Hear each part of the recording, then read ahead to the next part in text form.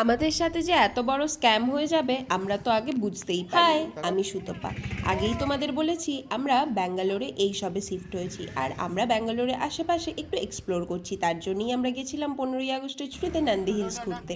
সেখানেই আমাদের কি অভিজ্ঞতা স্বীকার করতে হলো চলো তোমাদের সাথে অসম্ভব জ্যাম থাকার কারণে 15 থেকে 20 মিনিট আমরা ঠায় গাড়িতে বসে গাড়ি থেকে আমরা 15 থেকে 20 মিনিট বসে থাকার পরে আমাদের গাইড আমাদের সাজেস্ট করলো যে আপনারা যদি চান হেঁটে যেতে পারেন, কিন্তু উনি আমাদের বলে মাত্র 1 কিলোমিটার যেতে। তো আমরা সবাই ভাবি ঠিক আছে 1 কিলোমিটার তো চলেই যাওয়া যাবে। আবার পরে প্রায় 4 থেকে 5 কিলোমিটার যাওয়ার পরে আমাদের একটি পয়েন্টে এসে দাঁড়াতে হয়, যেখান থেকে আবার আরও একটি কেএসডিটিসির বাস আমাদেরকে নিয়ে যায় একদম টপে, যেটা ছিল 4851 কিলোমিটার। কিন্তু উপরে যাওয়ার পরে এই দৃশ্য দেখার পরে আমাদের মুখ থেকে বাস একটাই কথা বেরিয়ে আসলো, সত্যিই ভগবান পৃথিবীটাকে যেন একটা রং তুলি দিয়ে এঁকেছেন। এরপরে নন্দী হিলসের উপরেই বেশ কিছু স্পটের কথা গাইড আমাদের বলে দেন যেখানে আমরা ভিজিট করতে পারি।